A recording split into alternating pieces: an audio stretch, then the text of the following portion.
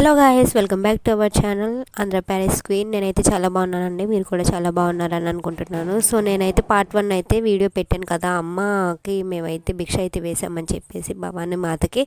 So ఇదైతే అదే రోజు లాగ్ అనమాట, మినీ లాగ్ అనమాట. సో ఇది వచ్చేసి టెంపుల్లో అయితే ఇరుముల్లో అయితే జరుగుతుంది అనమాట. ఆ రోజు మార్నింగ్ మేము భిక్ష అయితే వేసిన తర్వాత ఇంట్లో పూజ అయితే చేసేసుకొని ఇలా అమ్మ దగ్గరికి అయితే వెళ్ళామన్నమాట. ఇరుముళ్ళు అయితే జరుగుతున్నాయి అని చెప్పేసి ఇదిగో ఇలా అయితే చేస్తున్నారన్నమాట.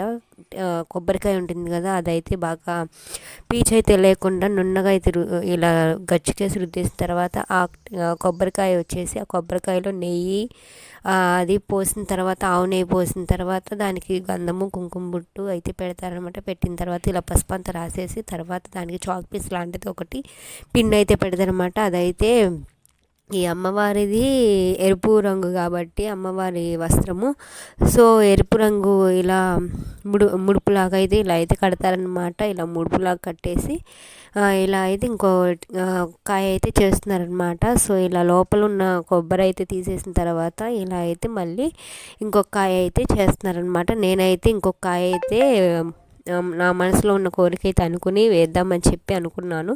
సో నేను కూడా వేస్తున్నాను అనమాట. ఇక్కడ అమ్మవారిని మన మనసులో ఉన్న కోరికలను అయితే అమ్మవారికి చెప్పుకుంటూ ఈ కాయనైతే ఇలా అయితే చేస్తారనమాట. ఇలా అయితే ఇరుముడికి అయితే పెడతారు. సో నేనైతే నా మనసులో ఉన్న కోరికలన్నీ అమ్మవారు తప్పకుండా తీర్చాలని అనుకుంటూ ఈ కాయ అయితే వేస్తున్నాను అనమాట. సో ఈ నెయ్యి వచ్చేసి అమ్మవారికి అభిషేకం అయితే చేస్తారనమాట.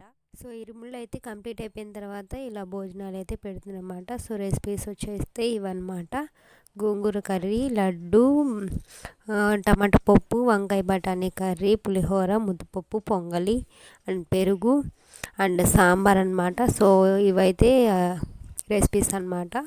సో వైట్ రైస్ అండ్ ఇవన్నీ అయితే అమ్మ వాళ్ళే ఇంట్లో చేశారన్నమాట.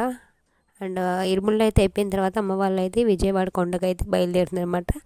సో అక్కడ నుంచి శివాలయం టెంపుల్ నుంచి ఇక్కడ గంగానమ్మ తల్లిని అయితే దర్శించుకుందామని చెప్పేసి మేమైతే గంగానమ్మ తల్లి టెంపుల్కి అయితే రావడం జరిగింది.